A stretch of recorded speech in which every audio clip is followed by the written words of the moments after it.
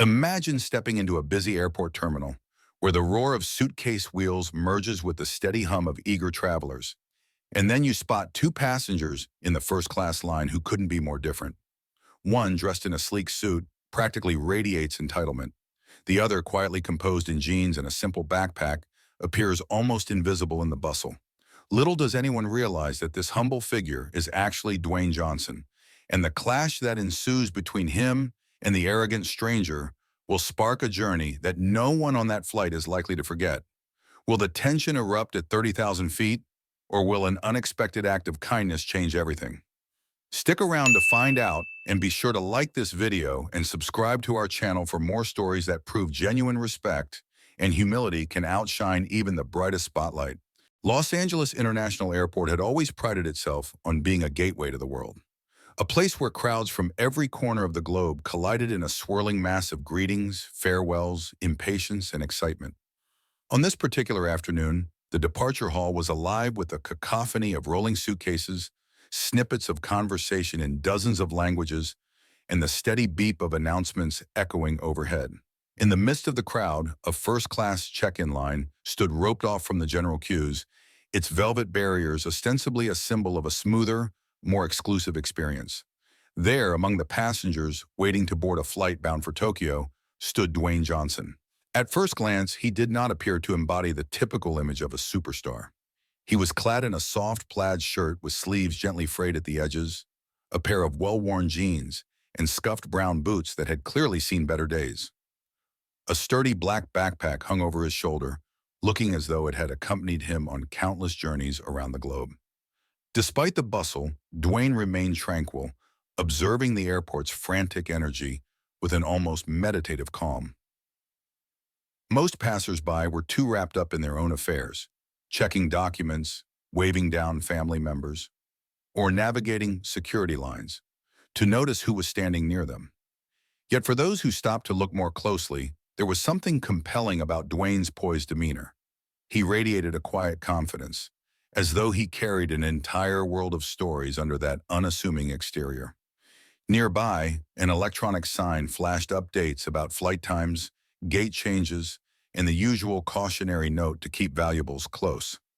None of it seemed to ruffle Dwayne. He simply inched forward with the line when instructed, offering polite smiles to the airport staff who occasionally glanced up in mild curiosity. Right behind him stood Malcolm Grant, a man who wore his sense of self-importance like a finely tailored suit. He was indeed dressed in one, a charcoal ensemble that seemed woven with threads of arrogance, his tie a meticulously chosen accessory that gave him an air of corporate precision. A sleek carry-on bag rested by his polished shoes, while a cologne that announced, "I have arrived," clung to the space around him. From the moment Malcolm spotted Dwayne, he couldn't restrain an air of condescension. His eyes flickered with the question, why would a man dressed so casually be in the first-class line? Malcolm couldn't help but think that exclusivity was meant for a certain type of individual, someone who broadcasted success through style, brand names, and extravagant mannerisms.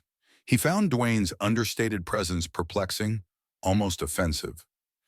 Eventually, Malcolm leaned a bit toward Dwayne, forcing a polite smile. "Haven't seen you around here before," he said, his words carrying the faintest tinge of mockery. "Flying first class, are we?" The remark was accompanied by a glance at Dwayne's outfit and backpack, a silent insinuation that he didn't belong. Dwayne turned his head, giving Malcolm a measured look. "Yes," he replied simply, his tone polite yet neutral. Rather than reacting with hostility or embarrassment, he merely maintained his calm air. It seemed to baffle Malcolm, who likely expected an apology or an explanation. The line advanced, and the airline representative began calling forward the next passenger.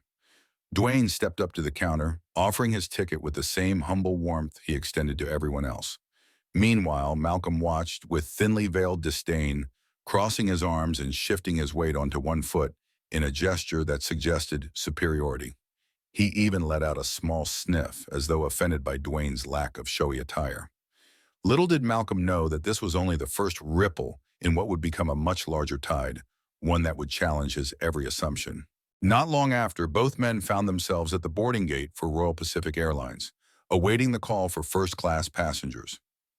It was a typical scene, anxious travelers checking their phones, parents wrangling restless children, business types firing off last-minute emails. Through the wide windows, one could see the massive airplane parked on the tarmac, ground crew buzzing around it like industrious ants.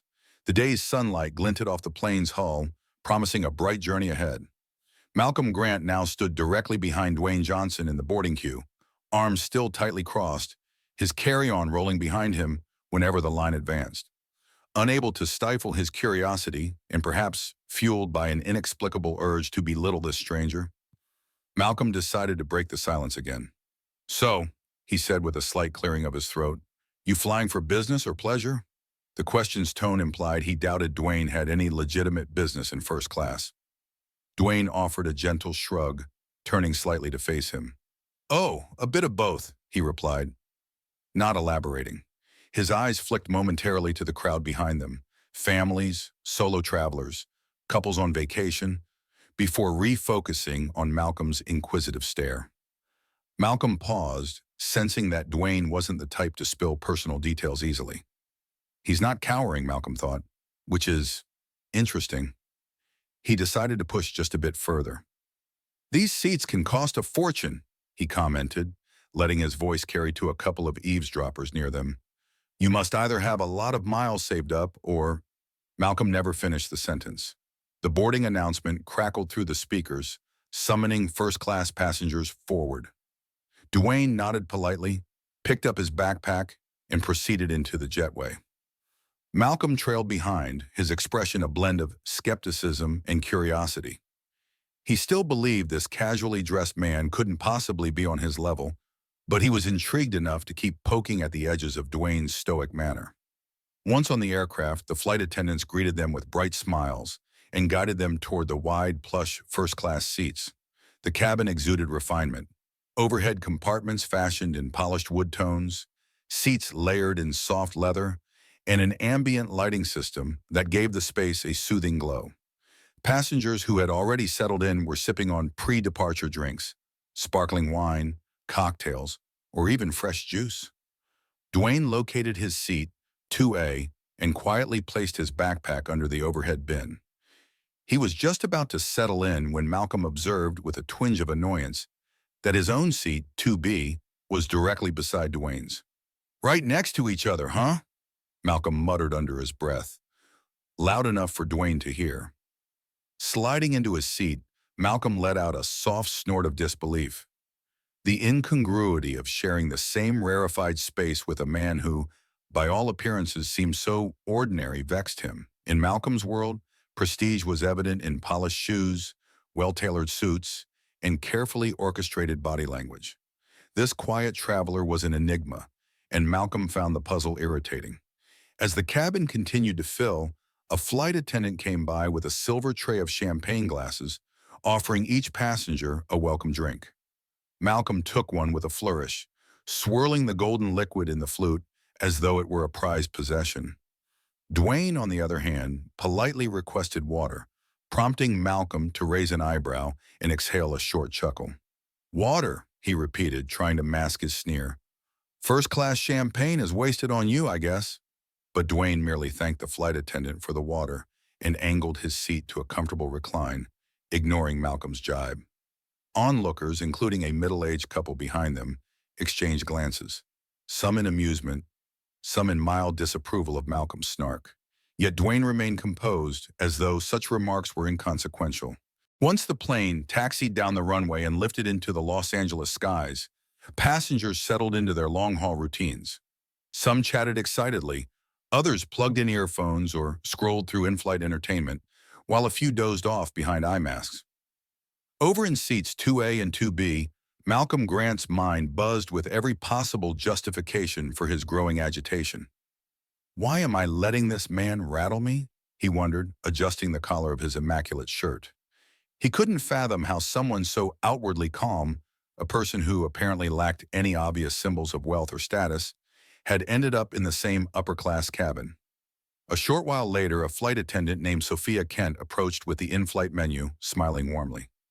"Good evening, gentlemen," she greeted, handing them each a leather-bound booklet detailing the night's gourmet selections: seared salmon, filet mignon, a vegetarian risotto, and a decadent dessert lineup. Malcolm, keen on demonstrating his connoisseurship, immediately ordered the filet mignon, pairing it with the flight's most recommended red wine.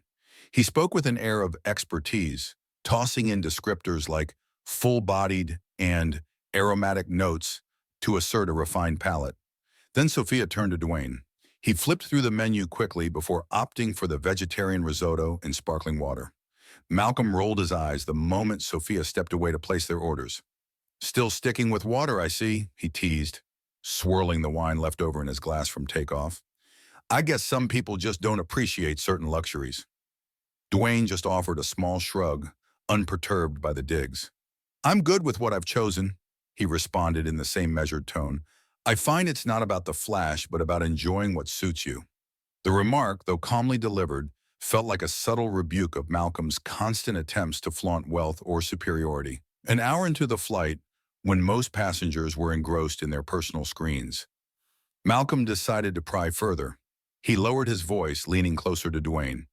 "So you said you were traveling partly for business, partly for pleasure. Are you some kind of consultant? Maybe an entrepreneur?" It was an attempt to categorize Dwayne, to place him into a box that Malcolm could understand. Usually, if someone was in first class, they were either a corporate executive, a celebrity, or someone with enough disposable income to justify the cost. Yet Dwayne didn't flaunt any of those traits in the typical way. "I work in film," Dwayne answered, a gentle correctness to his words that hinted he had answered similar questions countless times. He offered no further details, not revealing the magnitude of his involvement in the industry. But that single phrase, "I work in film," triggered a small smirk on Malcolm's face. "Ah, so you're an actor or something?" he probed, swirling his fresh wine. "I guess you do commercials, or maybe local TV gigs?" The question practically dripped with condescension, as though he expected Dwayne to confirm a minor or even struggling role in entertainment. Dwayne's eyes flicked to Malcolm's wine glass before returning calmly to the screen in front of him. "Something like that," he replied, letting the conversation tail off. Malcolm exhaled an unimpressed breath, turning back to his in-flight system. At that moment, it seemed that the delicate standoff between them was far from over. Malcolm had gained no real foothold in figuring out how this subdued man could possibly claim the same rarefied seat as him. Yet quietly, the surrounding passengers had begun to notice that their exchange, while hushed, was becoming more frequent and more charged with each passing minute. A man in the row behind them pulled off his headphones halfway, intrigued by the dynamic. An older woman with kind eyes, seated across the aisle, gently frowned at Malcolm's incessant snide remarks. Even a flight attendant tidying up empty glasses glanced their way repeatedly, as though poised to intervene if the tension escalated. When dinner arrived, the cabin lights dimmed slightly, giving the first-class section an intimate ambience.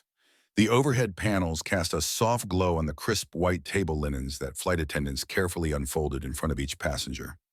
Malcolm admired his filet mignon as it was presented, inhaling deeply in a theatrical show of appreciation. Next to him, Dwayne took his vegetarian risotto with polite gratitude, twirling his fork to taste the first bite. It might have been easy for an uninformed observer to assume Malcolm was the contented passenger, for he had the superior meal and an apparently cultured sense of taste. Yet a discerning eye would notice Malcolm's restless glances toward Dwayne, his shoulders stiff with unresolved tension. "How's the risotto?" Malcolm asked, his voice feigning casual interest. "Hope it's not too bland for your taste." Dwayne merely nodded. "It's surprisingly flavorful," he said, clearly unbothered.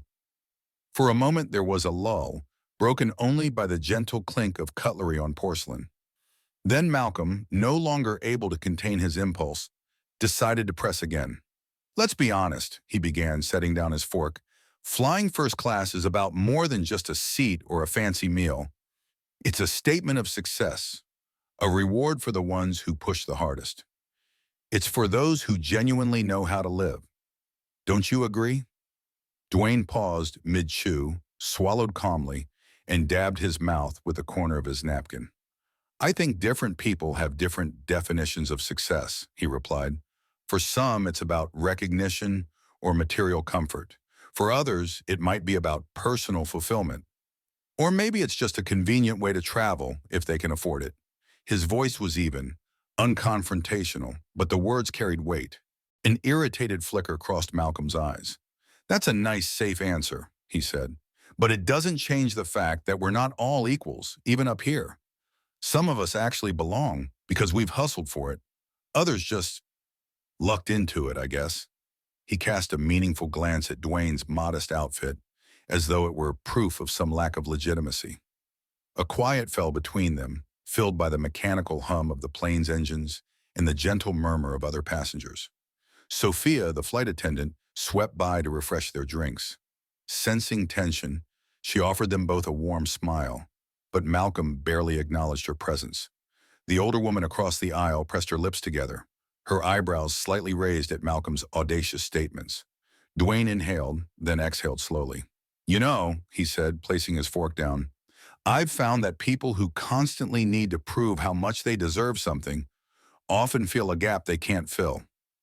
The sentence wasn't spoken loudly, but it carried through the hush of first class with a resonance that made Malcolm's spine stiffen. The older woman across the aisle nodded almost imperceptibly, as if grateful someone had voiced the very thoughts she'd been harboring. For a split second, Malcolm's face reddened. He parted his lips to counter the accusation, but no immediate retort came to him. Instead, he reached for his wine, gulping down a mouthful with forced nonchalance. All the while, Dwayne resumed his meal with unbroken composure, underscoring that he neither needed nor sought Malcolm's approval. Once again, bystanders flicked their gazes at the pair. A sense of anticipation, almost like an invisible current, rippled through the cabin. It was as though each passenger was waiting to see what would happen next. Would Malcolm explode in fury, or would Dwayne's quiet confidence finally humble him? The potential for conflict shimmered in the air. By the time the in-flight dinner service concluded, the tension in the cabin had reached a near-tangible intensity. Trays were cleared away, leaving behind only half-empty glasses in the subtle aftermath of a gourmet meal. Some passengers powered on laptops or read books to relax during the nighttime hours of the long flight. For Malcolm Grant, however, relaxation was elusive. His mind churned over every exchange with Dwayne Johnson. He was accustomed to being the one who prevailed in debates, especially with individuals he presumed beneath him. Yet Dwayne's steady composure and thoughtful responses defied the usual script. Malcolm decided that if subtlety wasn't working, a more direct approach might. After all, a part of him believed that if he pushed hard enough, he would break through Dwayne's veneer of calm and reveal some humiliating truth. Leaning closer in his seat, he placed his elbow on the shared armrest. "Let's cut to the chase," he began, keeping his voice low so as not to attract immediate attention from the flight attendants. "You say you work in film, but you won't elaborate. You fly first class, yet you don't exude the typical aura of a big shot. So tell me, are you just dipping into your savings for this one grand gesture? Hoping you'll impress someone? Or maybe you want a contest?" Dwayne tilted his head, his lips twitching into the faintest trace of a smile. "You seem very interested in my finances and my reasons for being here," he replied. "But trust me, it's nothing scandalous or extraordinary. I'm just traveling the way I prefer to travel." The non-answer frustrated Malcolm, who wanted a confession or at least an admission that Dwayne was out of his league. "Then indulge me," Malcolm persisted, drumming his fingers against the armrest. "Tell me what you think of people who flaunt their success. Do you believe it's tacky, or do you think it's a sign of achievement?" The question was loaded, presumably designed to corner Dwayne into either endorsing or condemning the brand of ostentation Malcolm embraced. Dwayne glanced around, noticing that the older woman across the aisle was listening intently, as were two or three other passengers. He could almost feel their silent encouragement, as if they wanted him to stand up for civility against Malcolm's barrage. Clearing his throat quietly, Dwayne answered, "Showing pride in what you've accomplished isn't necessarily a bad thing, but it becomes questionable when you weaponize it, when you use it as a means to demean or exclude others." He paused, letting the words settle. "Success should lift you up, not force others down." That remark hit home more forcefully than Malcolm expected. For a moment, he blinked, feeling strangely exposed. He had no quick comeback, no witty retort. As the hush elongated, a man seated behind them, who had been half listening while fiddling with a magazine, let out an approving grunt. The older woman offered a small nod. Malcolm swallowed. He realized that the dynamic in the cabin was shifting. A few minutes ago, he had believed he was in control, confidently interrogating this unassuming passenger. Now, however, Dwayne's calm had turned the tables, highlighting Malcolm's own insecurity for anyone paying attention. "Is that your moral code?" Malcolm asked eventually, trying to regather his composure. "That no matter how successful you get, you never let it taint your view of others?" Though the words were delivered with a slight edge, they carried a hint of genuine curiosity, as though part of him actually wanted to understand. Dwayne offered an even nod. "That's part of it, yes. My belief is that real success never needs to shout." A flicker of something, possibly admiration, crossed Malcolm's features, quickly replaced by a touch of defensive scorn. He faced forward, flipping through the in-flight magazine in a show of disinterest. But the tension simmered still, as though another confrontation lay just beneath the surface. The flight attendants bustled about, obliviously collecting trays and offering after-dinner mints. Eventually, the lights dimmed more fully, signaling to passengers that it was time to settle in for sleep or a quiet rest. For a while, it seemed the conflict might subside into uneasy silence. However, the subdued calm of the cabin proved short-lived. About an hour into the lights-out period, when the window shades were drawn and most travelers drifted off to sleep, Malcolm found his agitation resurging. Perhaps it was the airplane's hum, the claustrophobic sense of being stuck in a metal tube soaring miles above the earth, or simply his pride refusing to rest. He tapped a finger against his tray table, glancing occasionally at Dwayne, who had just returned from stretching his legs in the aisle. When Dwayne sat back down, Malcolm couldn't resist picking up the conversation. "It's really something," he said in a hushed voice, "that you can act so casual when there's a world of competition out there. Doesn't it ever bother you that everyone's scrambling for the top seat, for the big checks, and for the recognition?" He leaned in, searching Dwayne's face for any sign of fatigue or annoyance. Dwayne carefully tucked a small, thin blanket around his legs. "Competition can be healthy," he replied, voice low and measured. "But it shouldn't define your entire self-worth. If all you care about is beating others, you might lose sight of why you started striving in the first place." The reflection had an almost philosophical ring to it, stirring an unexpected emotion in Malcolm. Was it envy, frustration that he couldn't crack Dwayne's calm exterior? Or perhaps a hint of longing for a simpler worldview? He couldn't quite pin it down. From the corner of his eye, Dwayne noticed a flight attendant, the same Sophia Kent, approaching with a silent invitation to see if they needed anything. He smiled gently and shook his head, indicating he was fine. Malcolm, too, declined, but with a curt gesture that borderlined on dismissal. When Sophia walked away, Malcolm let out a slow breath, as though mustering the courage for one more pointed question. "I'm curious," he began. "Do you think it's wrong to be proud of your achievements? To want to stand out, to be the best in your field? Because that's what truly matters. Excellence, recognition, proof that you've arrived." Dwayne's eyes flickered thoughtfully. "Being proud of what you've achieved isn't wrong," he conceded, "but using it as a weapon against others or letting it define your worth can be a slippery slope. If your identity hinges on external validation, you risk losing yourself when that recognition fades." The hush of the cabin amplified his words, as though the plane itself listened. The older woman across the aisle had woken from a light nap, her eyes partially open to watch them. A businessman 2 rows behind them also seemed to be half listening, occasionally peering over the top of his seat. It was remarkable how such a private conversation had become a silent spectacle for those around them. Malcolm let out a sharp, humorless laugh. "Easy for you to say, perched in this seat, or maybe it's an act.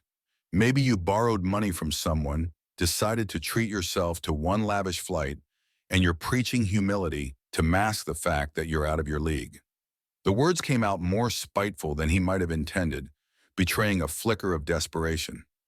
Malcolm wanted an admission, some sign of vulnerability or pretense from Dwayne. Yet Dwayne remained unflustered, only lowering his gaze momentarily. Let's assume, he said slowly, that a person did borrow money to be here, or saved up for a special experience. Does that make them any less deserving of comfort or respect? Each of us is living our own story, with different chapters and challenges. The statement carried a gentle rebuke, as though reminding Malcolm that no matter how harshly one judged, the fundamental fact remained. They were simply two people occupying seats on the same plane. Malcolm's breathing grew heavier, the tension etched on his brow. He realized that the more he pressed, the more Dwayne's answers underscored how little he truly knew about the man's background, and how irrelevant that might be to their fundamental humanity. To yield now felt like conceding defeat, so he persisted in digging at the one angle that might deliver him a sense of triumph. "So you're an actor, right?" he asked, folding his arms. "You must have some gigs, commercials, maybe a cameo in an obscure show. If you were truly famous, I'd know your name." Dwayne's expression revealed the faintest flicker of amusement. "I get that sometimes," he admitted, shrugging as if the detail was insignificant. "But let's just say I've been fortunate to work on projects that made an impact. I don't usually introduce myself by listing my achievements. People figure it out if they pay attention." That modest approach only served to heighten Malcolm's suspicion. "Lucky you," he remarked sarcastically. At that moment, Sophia, the flight attendant, returned to check on them, offering a soft drink refill. Malcolm seized the chance to fill the silence with yet another pointed remark. "Any more water for Mr. Mystery over here?" he quipped, swirling the last of his own beverage. The jibe fell short, eliciting only a neutral nod from Sophia, who had grown increasingly aware of Malcolm's rudeness. Dwayne politely declined extra water, thanking her and resuming a calm, upright posture. Unbeknownst to Malcolm, a middle-aged passenger named Carmen Alvarez, seated just diagonally behind them, had been quietly filming glimpses of the exchange on her phone. She recognized Dwayne Johnson from some of his major works, though at first she hadn't been certain it was really him due to his understated attire and subdued demeanor. However, the more she watched the tension unfold, the clearer it became. Her intention wasn't malicious. She simply found it fascinating that a well-known celebrity was patiently enduring such antagonism. Carmen even caught the older woman across the aisle giving sympathetic nods at each new insult from Malcolm. Eventually, the plane's overhead lights flickered again as the cabin crew signaled an upcoming rest period. Some travelers pulled out blankets or reclined their seats further to catch some sleep before landing. For a moment, it looked as though Malcolm might follow suit, letting the matter drop. He reclined his seat fractionally, stared at the dark, star-studded sky outside the window, and tried to quell the disquiet in his chest. But an uneasy swirl of thoughts prevented him from finding rest, and he turned once more to Dwayne. "You talk a good game about humility," Malcolm murmured, his tone subdued but still barbed. "But I believe deep down, people want recognition. People want to be seen as winners. Isn't that the whole point of being an actor or entertainer? To have your face out there? To be adored by fans?" He punctuated the question with a slow shake of his head, as though finding it absurd that anyone would deny the allure of fame. Dwayne pressed his lips together, considering how to respond. "I don't deny that many in my line of work chase fame," he said, "but that doesn't define everyone. Some are in it for the craft, the chance to tell stories that resonate, and yes, if you do it well, people might cheer for you. That can be gratifying. But if applause becomes your only nourishment, you might starve when it disappears." He leaned forward slightly, hooking his hands together. "In my experience, what truly nourishes you is having a purpose that doesn't rely on constant adulation. It could be helping others, supporting a cause, or simply making your loved ones proud." Malcolm stared at him, momentarily silent. There was something in Dwayne's tone, an undeniable sincerity, that upended the assumption that he was merely spewing platitudes. In that silence, the hum of the plane's engine seemed almost soothing. Carmen, behind them, carefully angled her phone to capture Malcolm's reaction. It was a subtle shift, but noticeable. His hardened expression eased just a notch, as though he were wrestling with an internal revelation he dared not voice. A few minutes later, as though orchestrated by fate, a flight attendant approached with a discreet whisper meant only for Dwayne Johnson. "Mr. Johnson, the captain wanted to let you know he's a great admirer of your work. He also said your connecting flight details are confirmed. She smiled politely, then excused herself to continue her rounds. The words glided through the subdued hush of first class, but they were loud enough for Malcolm to overhear. His entire bearing changed in an instant. He stiffened like someone who had just realized he was living in an alternate reality. Johnson, he repeated under his breath, turning wide eyes toward the man he'd spent the whole flight belittling. He let out a shaky laugh, uncertain whether to be incredulous or mortified. After all, Dwayne Johnson was hardly an obscure name. Even if one wasn't intimately familiar with every film, the name alone commanded recognition among global audiences. Malcolm's mind raced with images from big-budget action flicks, comedic cameos, philanthropic endeavors, and the swirl of media coverage that had followed Dwayne's career. The man in the seat next to him wasn't an unnoticed small-time actor. He was arguably one of the most recognized stars in the world. As the realization sank in, Malcolm found himself replaying every snide comment, every attempt to demean or mock Dwayne's presence. The memory felt like a series of hammer blows to his pride. How absurd it seemed now. He, perched there, spouting judgments on what constituted success, had been flaunting his ego in front of someone who, by conventional measures, embodied stardom on a massive scale. Quietly, passers-by who'd recognized Dwayne earlier but chosen not to intrude might have smirked at the irony. Shame heated Malcolm's face, creeping from his neck to his cheeks. He tried to muster a response, some quip that would salvage his dignity, but his throat constricted. Even the older woman across the aisle sensed the shift, tilting her head with a look of wry amusement. Had Malcolm not been so caught up in his own narrative, he might have noticed the discreet but telling ways the cabin crew and certain passengers had treated Dwayne from the start.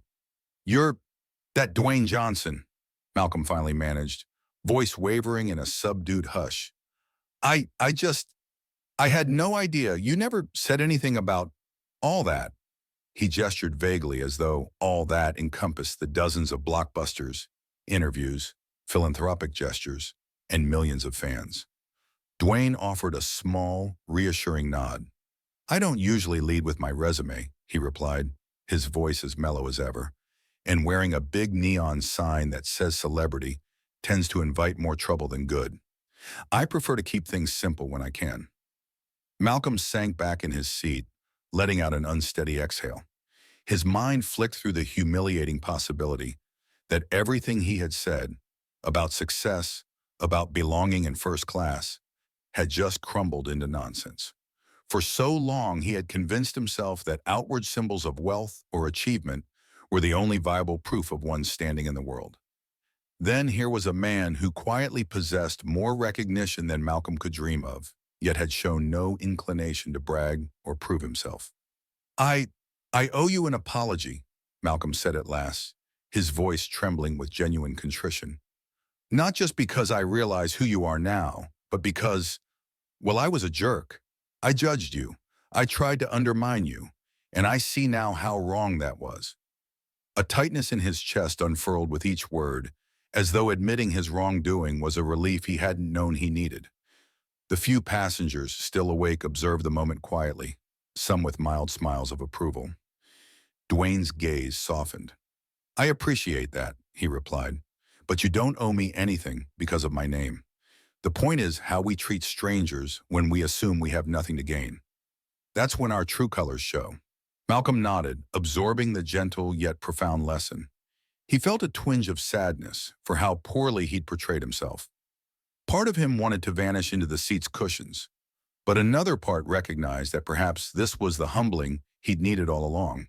Silence hovered over them for a few moments as the aircraft continued its smooth journey across the Pacific. The cabin lights remained low, conducive to rest, though a small overhead lamp illuminated each occupant's private space. Outside, the black sky extended in an unbroken expanse, dotted with the faintest freckles of starlight. Inside, the air felt charged with a curious kind of hope. Sometimes a single moment of realization can alter a person's perspective more than years of routine living. Malcolm Grant, typically so practiced at presenting an impenetrable front, found himself disarmed to the core. He glanced at Dwayne's simple attire, just a plaid shirt, jeans, and a scuffed backpack tucked away. It struck him that the backpack likely held no magic secrets, just essential items for travel. "Why do you do that?" Malcolm asked softly, his tone no longer adversarial. "I mean, dress so simply. Avoid acknowledging who you really are." Dwayne leaned back, clasping his hands together on his lap. "It's not about hiding," he explained. "I just don't see the need to constantly remind people of my status. The world is full of amazing people who accomplish big and small feats every day. I'm just one of them. Yes, I've been fortunate, but it doesn't define my entire identity." He paused as if carefully choosing the next words. "I find it freeing, not always wearing the celebrity hat. You can learn a lot when people treat you like an ordinary person." Malcolm considered this, an unfamiliar pang stirring in his chest. Had he spent his whole life craving admiration or acknowledgement that never truly satisfied him? The realization cast a shadow on the hours he had spent trying to belittle someone else in order to feel superior. He stared at his reflection in the turned-off screen of the seat monitor, catching a glimpse of his own eyes that now brimmed with regret. "I'm sorry," he repeated. "I guess I was trying to build myself up by tearing you down. I didn't realize how transparent that was." Dwayne gave a small, warm nod. "We've all been there at some point, in one way or another," he said. "What matters is what we do once we see it. Do we keep letting ego drive us, or do we change?" The straightforwardness of the question seemed to brush aside any illusions Malcolm might have clung to. The older woman across the aisle, who'd been pretending to read a paperback novel, lowered it slightly, as if silently cheering for Malcolm to absorb the message. Sensing the conversation had reached a pivotal juncture, Malcolm let out a soft sigh. He thought about the life he led, stringent efforts to project success, the hours spent curating an image of himself that might evoke envy or respect. Sitting beside a global star who had no interest in flaunting riches, Malcolm began to see how hollow that drive could be. Yet he also felt a strange glimmer of hope, as if the plane's hum lulled him into the possibility of self-discovery. "Change," he echoed, more to himself than to Dwayne. "Easier said than done, but maybe it's time." The hush returned, comfortable this time, as though something had been resolved. Carmen Alvarez, filming from a discreet angle, discreetly lowered her phone, satisfied that the tension had finally softened into something more redemptive. Dwayne glanced around, noticing that several passengers, most of them still awake, were smiling faintly.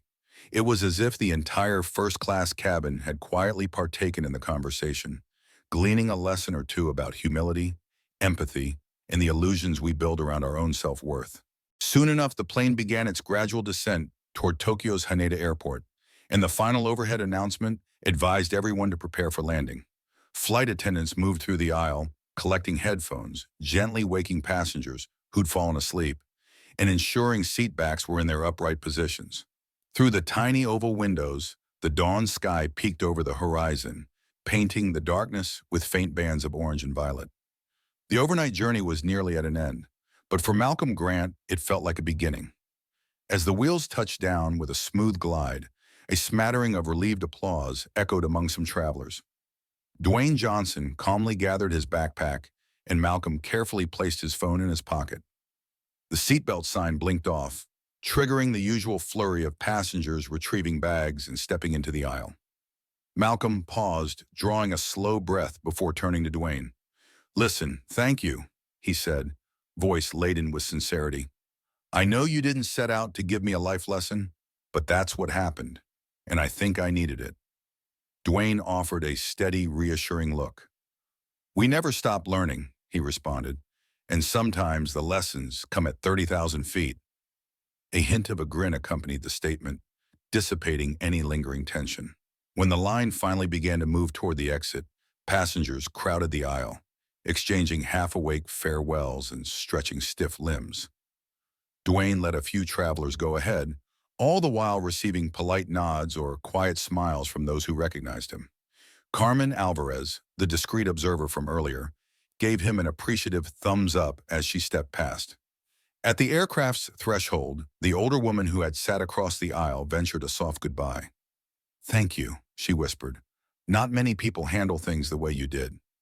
Her words were gentle, but the sentiment spoke volumes. Dwayne nodded appreciatively, replying only, "Take care."